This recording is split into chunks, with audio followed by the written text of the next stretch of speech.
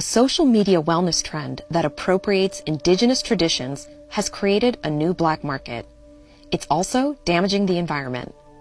Considered sacred to indigenous peoples in Southern California, white sage is most commonly used for smudging, or burning dried herbs and using the aromatic smoke to cleanse people, objects, and places. With the wellness craze, they just keep inflicting damage on it. For the Native community, the increased demand for white sage has come at a high cost. Bye-bye, bad energy, bye-bye. It's become a joke. That's the hardest one for me, and that's the hardest part, because it's something that is a sacred part of a culture that has been almost completely erased. It's 6 a.m., and we're at the North Etiwanda Preserve, home to one of the largest populations of white sage left in Southern California. Ron Goodman is a ranger for the preserve, where it is illegal to disturb any plant or animal life. This is a classic case of poaching. You can see where this has been cut.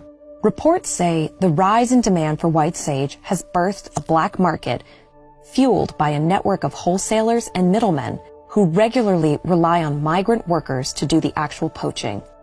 These workers are often undocumented and paid only a few dollars per pound. All of this means most of the sage bundles you see in stores labeled as wild gathered are likely poached from places such as the North Etiwanda Preserve. The poaching has put extra pressure on the white sage populations, which were already in decline because of drought, wildfires, and development. When they poach it, they're cutting from the tops. They only want the top blooms, but that dwarfs the plant. It prevents it from ever growing back up to where it should be, the 4 or 5 feet tall. It just keeps getting shorter and shorter and shorter every year that they cut. There's been days when we've gone up there and we've confiscated 300-400 pounds in one bust, and that's a significant amount of sage. To avoid wasting the white sage confiscated from poachers, the preserve distributes it to local indigenous groups. You won't find leaves like this in a poached sage smudge stick because everything is so neglected. Samantha Morales Johnson is a member of the Gabrielino Tongva Band of Mission Indians and one of the recipients of poached sage from the North Etiwanda Preserve. She says that her community has received more than 1,000 pounds, about 450 kilos of poached sage in the past 2 years. But the first time was the most memorable. I knew we were going to be receiving about 300 pounds. And I was so excited because I was like, wow, that's a lifetime worth of white sage. We can give this to everyone and we wouldn't need it for years.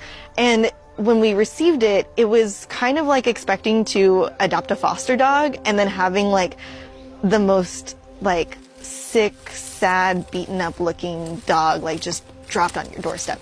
And so to see that abuse was really difficult, and my heart really hurt for it. We get a random text and we spread around the word, and then we just try to distribute and bundle and take care of the sage in its last moments of life as best as we can. So is it too late to save white sage? Samantha doesn't think so. It's not just a part of our heritage, it is a part of our ancestry and our family. We think of white sage as our grandmother, as our relative. What would you do to protect a relative? You would do as much as you can.